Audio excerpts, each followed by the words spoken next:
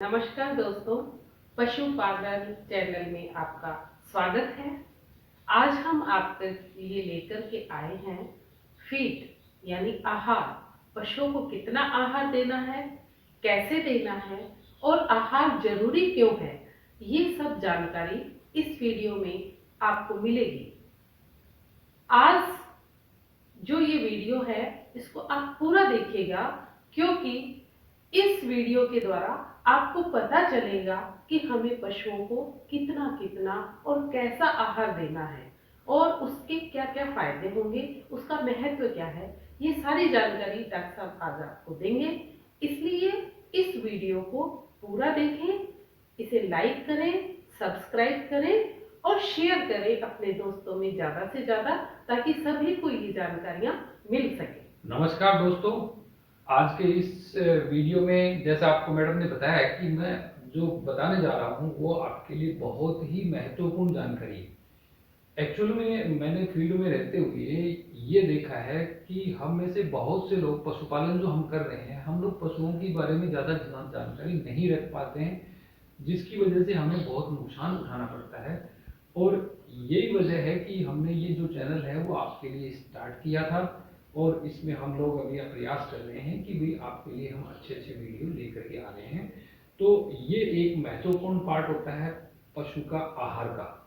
तो एक्चुअल में आप ये देखें कि हम लोग पशुओं को पेट भरते हैं, उसका खाना खिलाते हैं। हमें ये लगता है कि पशु भूखा होगा, चलो उसको खाना उसको दे दो कुछ। तो क्या देना है उसको? कभी ऐसा है कि चलो यार दूध, ये तो दूध दे रही है खूब, तो दूध दे रही है तो उसको हम बांट खूब दे देते हैं। अच्छा, बाट में क्या देना है ये भी हमें नहीं पता होता है। तो बाट में कभी हमारे पास में गुआर होता है, तो गुआर चाहे कितना ही महंगा है, लेकिन हमारे पास में गुआर होता है तो हम उसको गुआर ही गुआर दिए जाते हैं। हमारे पास में उसमें अगर दाना है, गेहूं खूब है, तो हम गेहूं दिए जा रहे हैं या बाजरा ही दिए जा रहे हैं, या फिर कोई क्या करता है कि खल देता जा रहा है। तो ये सब चीजें जो हैं वो ये प्रूव करती हैं कि इसका मतलब कि हम लोग ये चीजें नहीं जानते कि हमें क्या खिलाना चाहिए, क्या खिलाना, कितना खिलाना चाहिए। तो मेरे इस वीडियो में मेरा थोड़ा सा ये प्रयास रहेगा कि मैं आपको ये बता पाऊँ कि भाई पशुओं को क्या चीज़ कितनी कितनी खिलानी चाहिए। अब हमारे पास में जो पशु के खाने के लिए जो चीज़ें होती हैं वो हम लोग एक बार सरसरी तौर पे देख लेते हैं कि एक तो हमारे पास में क्या होता है कि सूखा जो चारा होता है वो होता है, ठीक है, वो किसी का भी हो सकता है, या फिर हमारे पास में हरा चारा भी होता है, या साथ में हम उसको कोई खल वगैरह ये भी देते हैं। फिर जैसे कोई गेहूं है, बाजरा है, मक्का है, कुछ इस तरह के जो दानेदार चीजें होती हैं वो दे देते हैं। फिर हम लोग उसको कोई चूरी, खल, इस तरह की जो चीजें हैं वो देते रहते हैं। तो मैं अभी आपको अगली स्लाइड पे ले चलता हूँ और यहाँ आप देखें कि पशुओं को जो हम खाना खिला रहे हैं वो दो भागों में बटा हुआ है। एक तो रफेज होते हैं जो मोटा चारा होता है, जो उसको पेट भरने के लिए भी जरूरी होता है, और एक होता है कंसंट्रेट जो दाने होते हैं, ठीक है। तो जो दाने हैं, कंसंट्रेट है, वो आपको कंसंट्रेट जो होता है उसके अंदर क्या होता है, एक ये मैंने एक वर्ड लिखा है टीडीएन। टीडीएन का मतलब होता है टोटल डाइजेस्टिबल न्यूट्रिएंट्स, ठीक है ना। तो ये जो डाइजेस्टिबल यानी इतना इसका कंसंट्रेट जो होता है उसमें टीडीएन 60% से अधिक होता है। यानी हम अगर 1 किलो दाना दे रहे हैं तो 600 ग्राम से ज्यादा उसको शरीर को ये लगता है, ऐसे समझ लो आप 600 ग्राम से ज्यादा उसके शरीर में टूट करके और वो काम आ जाता है। जबकि वहीं क्या होता है कि जो चारा है वो उसमें टीडीएन जो होता है वो 60% से कम होता है, यानी वो कभी भी, यानी 40% तो वेस्टेज जाना है तो वो जाना ही है, ठीक है। तो ये होता है, इसमें फाइबर ज्यादा होती है और इसके अंदर फाइबर बहुत कम होती है। फाइबर का मतलब होता है रेशे, है ना, मोटे रेशे, तार तार से जो होते हैं जो चीजें। तो आप जैसे जब इनको अपन डंठल को तोड़ेंगे तो उसमें हमें ऐसे तार से जो नजर आते हैं उसको हम फाइबर कहते हैं। तो फाइबर जो होती हैं वो जिसमें ज्यादा है वो होते हैं रफेज में, और जिसमें कम होती हैं तो जितने भी वो जो दाने, खल, चूरी, ये जो है ये सब कंसंट्रेट होता है ना, इसको दाना कह देते हैं। तो दो भागों में इसका पशु का आहार हुआ, मोटा चारा और दाना, ऐसे समझ। तो अगली स्लाइड पे हम लेते हैं। अभी मोटा चारा और दाना जो है उसको भी हम और आगे बांटते हैं। तो और आगे इसके जब हम हिस्से करते हैं तो चारा हमारे पास में दो तरह का होता है, सूखा चारा और हरा चारा। ठीक है, दाना हमारे में है तो दाना को हम तीन कैटेगरी के अंदर डिवाइड कर लेते हैं। तो तीन कैटेगरी में हमारे पास में दाने में क्या है, एक तो ग्रेन्स हो गए जो मोटा दाना है, जैसे मैंने बताया कि जैसे आपके पास गेहूं है, बाजरा है, मक्का है, ज्वार है, ये सब चीजें। दूसरा जो होता है वो है इसमें खल। खल का मतलब जिन चीजों की हम तेल निकाल करके उपयोग करते हैं उसके बाद भी जो उसका बाई प्रोडक्ट है उसको हम खल की कैटेगरी में लेते हैं। तो क्योंकि तेल निकालते हैं तो अब सीधी सी बात है कि इसके अंदर फैट होते हैं, चिकने होते हैं, तो ये है। और तीसरा जो होता है वो है आपका दालें। ठीक है, तो हम दालों में इसमें और इसमें ले लेते हैं। तो इनको अलग अलग कैटेगरी में इनमें क्यों रखा है, क्योंकि इससे हम चीजों को ये भी समझ पाएंगे कि भाई इनसे इनके शरीर को क्या मिलने वाला है। अभी आगे मैं एक और वीडियो आपको दूंगा जिसके अंदर मैं इनका महत्व बताऊंगा कि इनमें जो चीजें होती हैं, जो घटक होते हैं, उनका शरीर में क्या काम होता है। मोटा मोटा मैं एक बार आपको इस पर बता देता हूँ कि जैसे एक तो होता है कार्बोहाइड्रेट, ठीक है ना। शरीर में कार्बोहाइड्रेट, फैट और प्रोटीन, तीन चीजें काम आती हैं। तो कार्बोहाइड्रेट जो होता है वो होता है ऊर्जा देता है, ठीक है। और फैट जो होता है वो होता है चिकनाई देता है उसके अंदर, शरीर के अंदर। और फैट जाकर के स्टोर हो जाता है, जमा हो जाता है। ऐसे कहते हैं ना इसकी चर्बी चढ़ गई, चर्बी बढ़ गई, तो इसका मतलब ये हो गया कि उसके शरीर में चर्बी की मात्रा बढ़ गई। तो वो चमड़ी के नीचे या अंदर बीच में, आंतों के बीच में, जहां जहां शरीर के अंदर डिपोजिट के इसके स्थान है वहां वहां जाकर के वो डिपोजिट हो जाती है। फिर तीसरी चीज जो डिपोजिट हो जाती है और फिर वो इमरजेंसी में काम आती है। फिर अगली जो चीज होती है वो कार्बोहाइड्रेट, फैट के बाद में होती है प्रोटीन, ठीक है ना। प्रोटीन जो होते हैं वो क्या होता है, वो प्रोटीन को सिंपल सी लैंग्वेज में ऐसे ही बोलते हैं कि they are the building blocks of the body. यानी शरीर जो है वो सारा का सारा हमारा प्रोटीन से बना है। तो शरीर की जो सबसे छोटी इकाई है वो क्या है, कोशिका। और कोशिका क्या है, वो भी प्रोटीन से बनी हुई है। यानी जो भी चीज हमें दिख रही है आंखों से वो प्रोटीन है, ठीक है। तो जैसे कंप्यूटर में होता है ना हार्डवेयर और सॉफ्टवेयर, तो हार्डवेयर जो दिखता है वो हार्डवेयर होता है, वैसे ही शरीर में जो भी चीजें दिखाई दे रही हैं वो प्रोटीन की बनी हुई है। तो अगर शरीर को ग्रोथ लेनी है, जैसे क्या होता है कि शरीर को बढ़ाना है, जैसे छोटे बच्चे से बड़ा होना है, तो उसकी डाइट में प्रोटीन की मात्रा अपने को पता होना चाहिए कि उसमें थोड़ी सी ज्यादा देनी पड़ेगी उसको, क्योंकि उसकी ग्रोथ हो रही है तो उसको प्रोटीन चाहिए, बिल्डिंग बन रही है, ये है। और अब हम चलते हैं इसके बाद में कि ये जो कार्बोहाइड्रेट है ये कहाँ से मिलेगा, प्रोटीन कहाँ से मिलेगा। तो कार्बोहाइड्रेट हमारे को जो जितना भी हम चारा दे रहे हैं उस चारे में, हरा जो चारा जब होता है तो उसके अंदर कार्बोहाइड्रेट, फैट, प्रोटीन, विटामिन सभी चीजें होती हैं। और इसीलिए लोग जो है ना, हम लोगों को हरा खिलाने के लिए प्रेफर करते हैं कि भाई हरा खिलाओ, मोटिवेट करते हैं कि हरा खिलाओ। हरा अगर हम खिला रहे हैं पशु को तो उस हरे के अंदर जो है उसको काफी मात्रा में सब चीजें मिल जाती है। लेकिन अकेले हरे से काम नहीं चलेगा, ये भी मैं आपको बता दूं कि हरे में क्या होगा कि पानी ज्यादा होता है, इसलिए पानी की वजह से उसका पेट तो भर जाएगा लेकिन उसके शरीर को जितना न्यूट्रिएंट्स चाहिए उतना नहीं मिल पाएगा, इसलिए हम अकेले हरे पे डिपेंड नहीं हो सकते। तो ये हम एक रेशियो है वो हम आगे बताऊंगा कि कितना क्या खिलाना है। तो हरा एक तो आप मान लो जिसमें आपको, हम हरे को इस तरीके से देखेंगे कि वो कार्बोहाइड्रेट के रूप में नहीं देखेंगे, क्योंकि हरा ज्यादा कार्बोहाइड्रेट देने के बजाय उससे ज्यादा वो अपने को प्रोटीन और विटामिन देगा जो उस सूखे चारे के अंदर नहीं है, ठीक है। तो हरे चारे को हमें प्रोटीन विटामिन के हिसाब से ध्यान रखना है, कार्बोहाइड्रेट को हमें सूखे के हिसाब से रखना है। और ग्रेन्स कंसंट्रेट में जब हम आते हैं तो कार्बोहाइड्रेट ग्रेन्स में, दानों के अंदर जितने भी हैं वो कार्बोहाइड्रेट हैं, यानी ऊर्जा देंगे वो शरीर को। और खल चूरी जितनी भी हैं वो क्या करेंगी, चिकनाई देंगी, और प्रोटीन भी उसके अंदर होता है खल वगैरह के अंदर। फिर पल्सेस जो हैं, दाल, दाल जितनी भी होती हैं वो सारी की सारी प्रोटीन है, ये मान। तो दाल का क्या होता है कि उसके दो टुकड़े कर सकते हैं हम उसके बीच के, जैसे किसी भी चीज का, गेहूं के आप दो टुकड़े बराबर नहीं कर सकते, वो दानों में आ गया। बाजरा का आप नहीं कर सकते, ठीक है ना। लेकिन आप मूंग का दो टुकड़े कर सकते हो, आप ग्वार के कर सकते हो, आप बूंद के कर सकते हो, मोट के कर सकते हो। तो जिन चीज़ों के आप 2 टुकड़े कर सकते हैं, हम 2 भागों में बँट जाती है बराबर हिस्सों में, वो दालें होती हैं और दालों में प्रोटीन की मात्रा अधिक होती है। ऐसा नहीं है कि इनके अंदर बाकी चीज़ें नहीं होती हैं। जिस चीज़ में कार्बोहाइड्रेट है उसके अंदर फैट, प्रोटीन, विटामिन, मिनरल्स सभी चीज़ें होंगी, लेकिन उसमें कार्बोहाइड्रेट ज़्यादा है। ठीक है, मेरा यहाँ बताने का पर्पस ये है कि इसमें जैसे जो चीज़ें इनके अंदर ज़्यादा है वो मैंने इस पर डिस्प्ले कराया है आपको, कि पल्स है इसके अंदर प्रोटीन है, तो प्रोटीन के साथ में इसमें मिनरल्स, विटामिन और ये सब चीज़ें भी होती हैं। ठीक है, तो ये सब चीज़ें इनको उस खुराक में हम देते हैं। इसके साथ में जब ये सब चीज़ें दे रहे हैं तो उसके शरीर को कुछ मात्रा में विटामिन और मिनरल्स थोड़े से अधिक मात्रा में चाहिए होते हैं, जो हम इनसे पूरे नहीं कर पाते हैं।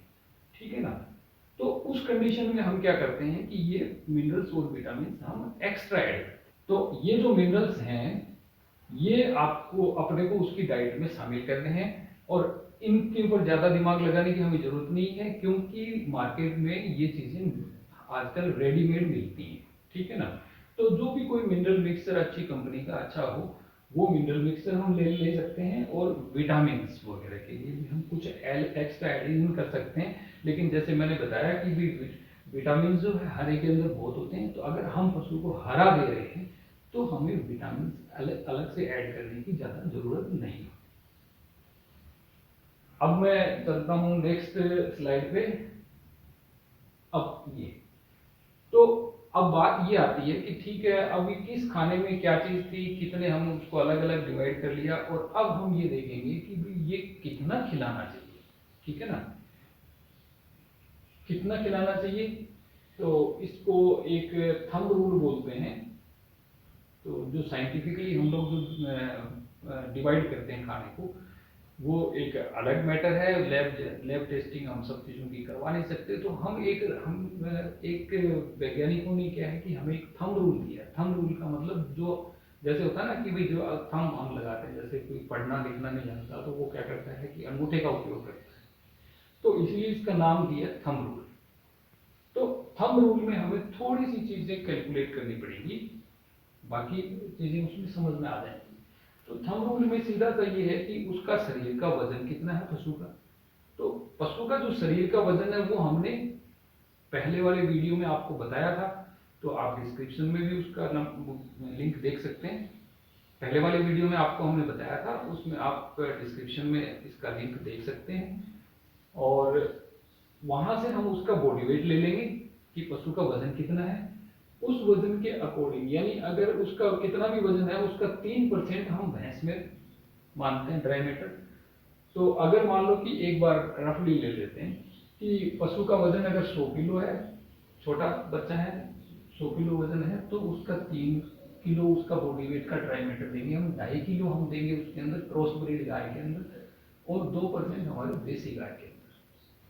तो देसी गाय का वजन जितना होगा उसका 2%, क्रॉस ब्रीड गाय का जितना वजन है उसका 2.5%, और भैंस अगर है तो उसके बॉडी वेट का 3% हम ड्राई मैटर मानते हैं। ड्राई मैटर का मतलब क्या हुआ, शुष्क पदार्थ। ठीक है ना, इसको कंफ्यूज नहीं करना आप कि ड्राई मैटर में जैसे क्या होगा कि शुष्क पदार्थ क्या है। तो शुष्क पदार्थ आगे मैं बताऊंगा कि किसमें कितना शुष्क पदार्थ होता है। तो अभी एक बार सिर्फ इतना ध्यान रखें कि भी ड्राई मैटर हमें देना है उसका। तो ड्राई मैटर जो भी हम खाना खिलाएंगे उसमें हमने उसको 2 भागों में मोटे मोटे बांट लिया, तो रफेज, कंसंट्रेट। अब रफेज जो है मोटा चारा, उसको भी हमने 2 भागों में बांटा हुआ। तो पहले तो हम खाने को 2 हिस्सों में बांटते हैं, तो उसको हमें जितना खाना देना है वो हम इस फार्मूले से कैलकुलेट करेंगे, और फिर कैलकुलेट करके उसके हम 2 हिस्से करेंगे। एक हिस्सा रफेज का जो 2 भाग होंगे, और एक हिस्सा कंसंट्रेट का जो 1 भाग होगा, यानी 3 अगर हम उसके हिस्से करें तो 2 हिस्सा हमें रफेज देना है, 1 हिस्सा हमें कंसंट्रेट देना है। फिर आगे और आगे जैसे हमने जो इसको डिवाइड किया तो वो भी मैं बताऊं कि रफेज में जो हम 2 हिस्सा दे रहे हैं उसके भी हम अगर 3 हिस्से कर लें तो उसमें 1 हिस्सा हम हरे चारे से देंगे और 2 हिस्सा हम सूखे चारे से देंगे। तो याद करने के लिए भी ये बहुत इजी है कि 2/3, 1/3, 2/3, 1/3। ठीक। अब कंसंट्रेट की बारी आती है, तो कंसंट्रेट जितना हमें दाना देना है, उस दाने को हम 5 हिस्सों में डिवाइड कर लेते हैं। 5 हिस्सों में डिवाइड करके 2 हिस्से दानों के, कार्बोहाइड्रेट के, ठीक है। फिर 2 हिस्सा हम इसमें खल वगैरह डालेंगे और 1 हिस्सा हम प्रोटीन यूज करेंगे। तो ये चीज इसके लिए आती है। फिर जितना इसका वजन है ड्राई मैटर में, उस ड्राई मैटर का 2% मिनरल्स और 1% अपना जो सिंपल नमक होता है वो, ठीक है। तो ये देना है। तो ये भी बहुत सरल है, 1 और 2% मिनरल्स की ज्यादा जरूरत होती है। नमक, फिर कुछ नमक जो है इसमें भी इनमें मिल जाता है इसको, तो नमक थोड़ा सा 1% अपने देख। तो ये चीज हो गई कि भाई कितना क्या क्या खिलाना है। अगर हम ज्यादा कैलकुलेशन नहीं कर पा रहे हैं तो हम अपने उसके खाने को इस तरीके से बांट सकते हैं। अब और थोड़ा आगे एडवांस में हम इसको समझ सकते हैं। अभी मैंने एक जैसे उदाहरण लिया है आपके लिए कि एक भैंस है जिसका शरीर का वजन जो है वो है 500 किलो। अब इसको कितना खाना खिलाना है, वो कैसे कैलकुलेट करना है, आप इसको थोड़ा अच्छे से समझ लेंगे तो उसके बाद में सभी पशुओं के लिए आप कैलकुलेट कर पाएंगे। तो जैसे मैंने आपको बताया था कि एक थंब रूल है अपना, तो थंब रूल में देसी गाय का वजन का 2%, क्रॉस ब्रीड का 2.5%, भैंस का 3%। तो हमारा पशु जो है वो भैंस है, इसलिए हम इसमें 3% लेंगे, ठीक है। तो 3% आप अपन इसके अंदर ले। भाई हमारा जो पशु है वो क्या है, हमारा पशु है भैंस, ठीक, भैंस। तो भैंस को हम कितना खिलाएंगे, 3%। अब 3% के हिसाब से, यानी भैंस का वजन कितना है, आप वजन देखो इसका, तो वजन है इसका 500 किलो। 500 किलो वजन का 3% अपने को निकालना है। तो 500 किलो का 3% कितना हुआ, 15 किलो। यानी 15 किलो क्या हुआ, 15 किलो हमारे को इसका ड्राई मैटर देना है, ठीक। अब ड्राई मैटर जो हमने दिया, तो पिछली उसमें हमने देखा था कि रफेज 2/3 और कंसंट्रेट 1/3। तो हम मोटे चारे से हम कितना देंगे, तो मोटे चारे से 2/3, 15 के 3 हिस्से किए तो 5-5 के हिसाब से तो 2 हिस्से, यानी 10 किलो रफेज हो गया। 10 किलो ड्राई मैटर रफेज से आएगा, 5 किलो कंसंट्रेट देना है। अब ये देख लें हम कि हम इससे अगर बहुत ज्यादा दे रहे हैं, मान लो कि आप रफेज तो कम दे रहे हो और कंसंट्रेट 8-8 किलो दे रहे हैं, तो वो 3 किलो ऐसे समझ लो कि लगभग वेस्टेज है ना। तो इसीलिए हमें ये कैलकुलेट करना होता है। आगे चलते हैं। रफेज का भी हमने अगर 2 हिस्से किए थे कि सूखा भी है हमारे पास में और हरा भी है, तो फिर 2/3 हमें सूखे से देना है, 1/3 हमें हरे से देना है। तो 2/3 हम सूखे से देंगे तो 10 का 2/3, ठीक है। अब ये चीज एक नई आई है, ये चीज आप समझेंगे, कैसे समझेंगे कि ड्राई मैटर, ठीक है। आप ये देखो, हम ड्राई मैटर की बात कर रहे हैं, तो ड्राई मैटर हमें ये पता होना चाहिए कि हरे के अंदर जो हरा चारा है उसमें ड्राई मैटर 10% होगा और जो सूखा चारा है उसमें 90% होगा। तो परसेंट का मतलब क्या होगा, देखो सूखा जो होता है वो हम पहले हरा चारा है, हरा चारे में पूरा पानी पानी अपन समझते हैं। तो पानी पानी का मतलब ये मान लो कि उसमें 90% पानी है। जो पानी उड़ गया उसका सारा, तो वो क्या हो गया, सूख गया, ठीक है। सूख गया तो अब पानी खत्म और अब उसके अंदर 10% सूखा बचा से। अब हम इसको आगे चलते हैं। ड्राई मैटर 90% के हिसाब से हम इसके अंदर कैलकुलेट कर लेते हैं, क्योंकि सूखा है तो 90% ड्राई होता है। तो ये फार्मूला लगा करके तो ये आया लगभग 7.5 किलो। और इसी तरह से हरा है, हरे का हमने लिया है तीसरा हिस्सा 1/3, यानी 10 किलो है तो 10 किलो का हम तीसरा हिस्सा लेंगे, तो 10/3 गुना 10% इसके अंदर होता है, तो 10/100 होता है 10%, तो 100 ये आ गया। तो ये आया हमारा 33 किलो। अब 5 किलो हमारा है कंसंट्रेट, क्योंकि सूखे होते हैं इसलिए उसके अंदर ड्राई मैटर हम मान लेते हैं 90%। ठीक है, तो 90% इसके अंदर ड्राई मैटर होता है। तो 90% का मतलब ये हो गया कि 5 किलो है तो आप इसका 90% तो जा ही रहा है उसके अंदर। तो वैसे हम इसको कैलकुलेट करेंगे तो 5 इंटू 100/90, तो इस तरीके से हम इसको कैलकुलेट कर सकते हैं। तो लगभग 5.5 किलो हमारा कंसंट्रेट आ जाएगा।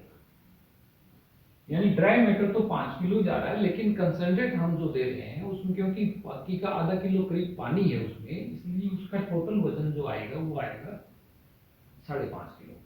अब 5.5 किलो को हमने फिर जैसे इसको 3 भागों में लिया था, तो वो 3 भाग क्या थे, 2 हिस्से हमारे ग्रेन के, 2 हिस्से हमारे खल के, और फिर 1 हिस्सा हमारा पल्स का। तो ये बहुत सिंपल सा, जैसे 5.5 किलो आया तो हम इसको 2.2,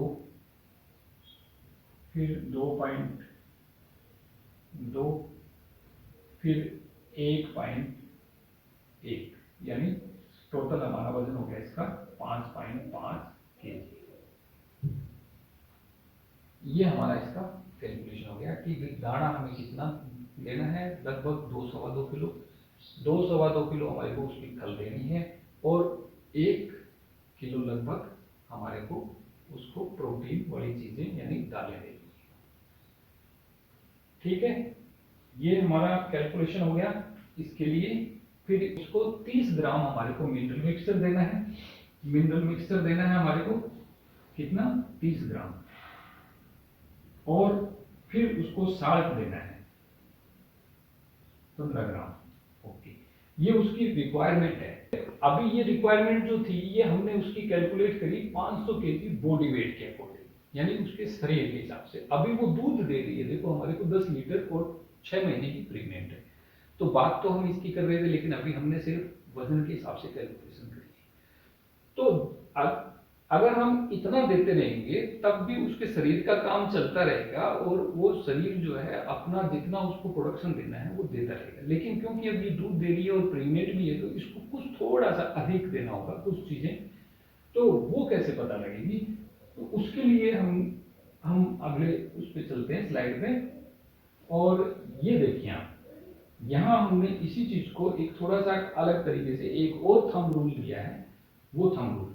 तो ऐसे केस में हम क्या करते हैं कि जैसे जो 15 किलो वजन है इसका ड्राई मैटर का, उस ड्राई मैटर के अंदर हम कंसंट्रेट, हमने एक फार्मूला दिया था 1/3, यानी 5 किलो। लेकिन यहाँ दूसरा एक और कंसंट्रेट का फार्मूला है, क्योंकि देखो पेट की जो कैपेसिटी थी उसके अकॉर्डिंग हमने उसका खाना कैलकुलेट कर लिया। अब पेट की कैपेसिटी तो उतनी ही है, तो खाना तो उतना ही रहेगा, यानी ड्राई मैटर तो वही 15 किलो ही रहेगा। लेकिन अब हमारे को उसमें दाना बढ़ाना होगा, और हम रफेज और ग्रीन को कम कर सकते हैं।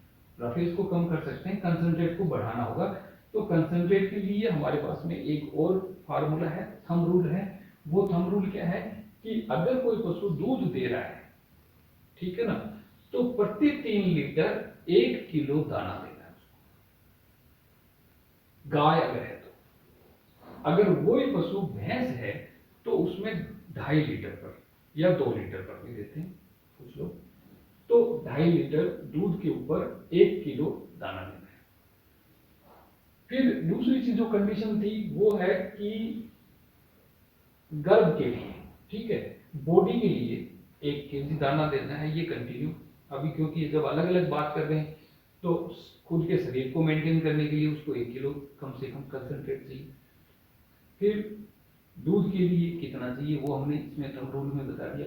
फिर उसमें वो गर्भ अगर प्रेग्नेंट है तो हर 3 महीने पर 500 ग्राम उसको बढ़ाते हैं, 300। अगर वो 3 महीने की प्रेग्नेंट हो गई तो अब उसके दाना 500 ग्राम बढ़ाना है। 6 महीने की हो गई तो हम उसको 500 और बढ़ा देंगे, यानी 1 किलो दाना कर देंगे। तो इस तरीके से हम उसका वो दाना देते हैं। अब इस केस में हम क्या करते हैं कि पहले हम कंसंट्रेट को कैलकुलेट करेंगे कि दाना कितना देना है, ठीक है। तो दाना कितना देना है वो आप अपन निकालते हैं। तो दाना जो देना है उसमें ड्राई मैटर जो है उसके मिल्क के अकॉर्डिंग इसको 3 किलो देना है। देखो 10 लीटर ये मिल्क दे रही है, ठीक है। अब यहाँ अपनी बात आती है कि ये 10 लीटर दूध दे रही है। 10 लीटर दूध पर कितना हुआ, 1 लीटर पर 3 लीटर पर 1 केजी, ठीक। 3 लीटर पर 1 केजी हुआ तो हमने लगभग 3 किलो निकाल लिया दूध के हिसाब से, 1 किलो इसके शरीर के वजन के हिसाब से, ठीक है। और क्योंकि ये प्रेग्नेंट है इसलिए 6 महीने की प्रेग्नेंट है तो 500 प्लस 500 यानी 1 किलो उसका प्रेगनेंसी के बच्चे के विकास के लिए। तो तीनों चीजों के हिसाब से हमने इसका कैलकुलेट कर लिया तो ये आया 5 किलो। देखो रफली हमने वैसे दिया था तब भी लगभग ये 5 किलो आया था और ऐसे भी लगभग 5 किलो आता है। तो दोनों तरीके से हम इसको करते हैं। रफेज अब कितना बच गया, तो अब क्या करते हैं कि कंसंट्रेट जितना भी आता है उसको हम टोटल जो हमारा ड्राई मैटर था उसमें से माइनस कर लेंगे। तो जो भाग बच गया ड्राई मैटर का वो हमारे को उसको रफेज से भरना है उसका पेट। अच्छा, इसका एक और भी थंब रूल ये है कि अगर ज्यादा हमें कैलकुलेशन नहीं करनी है तो हम मोटा मोटा सा दूध कितना दे रही है उसके हिसाब से कितना कंसंट्रेट देना है। शरीर का अपने खुद के शरीर के लिए 1 किलो, अगर वो प्रेग्नेंट है तो प्रेगनेंसी के हिसाब से जैसे मैंने बताया कंसंट्रेट कैलकुलेट कर लिया।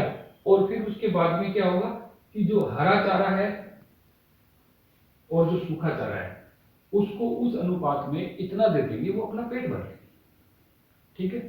अगर हरा चारा नहीं है अपने पास में तो फिर हम हरे चारे की एवज में 1 किलो दाना और देंगे क्योंकि विटामिन और मिनरल्स जो हैं वो उसमें रहते हैं। तो ये विटामिन हमारे को जो है फिर कंसंट्रेट से मिलेंगे। तो हरे चारे की जगह 1 किलो दाना हम बढ़ा देंगे उसका। हरा चारा अगर नहीं है तो हमने क्या किया, 1 किलो उसका दाना बढ़ा दिया और सूखा चारा जो है वो उसको हम भर पेट दे देंगे, यानी उसको जब तक संतुष्टि नहीं हो तब तक वो खा लेंगे। तो जब जैसे चारे से उसका पेट भर जाता है तो उसकी जो दीवार है उन दीवार को सेंस चला जाता है कि पेट भर गया, तो उसके बाद खाना पशु बंद कर देता है, ठीक है। तो ये संतुष्टि भी होनी जरूरी है, इसलिए भी हम उसको सूखा चारा देते हैं। ये सब चीजें मैंने आपको बताई कि इस तरीके से, तो इस तरीके से आप जो है उसको कैलकुलेट कर सकते हैं। ग्रेन्स केक पल्स ये मैंने आपको पिछले उसमें स्लाइड में बता दिया था, इसलिए 5 किलो के हिसाब से उसको उस हिसाब से कैलकुलेट कर लेंगे। 2 2 1। तो थैंक्स, आज का वीडियो यहीं तक। अगले वीडियो में अपन फिर मिलते हैं, तब तक के लिए जय हिंद, जय भारत, धन्यवाद।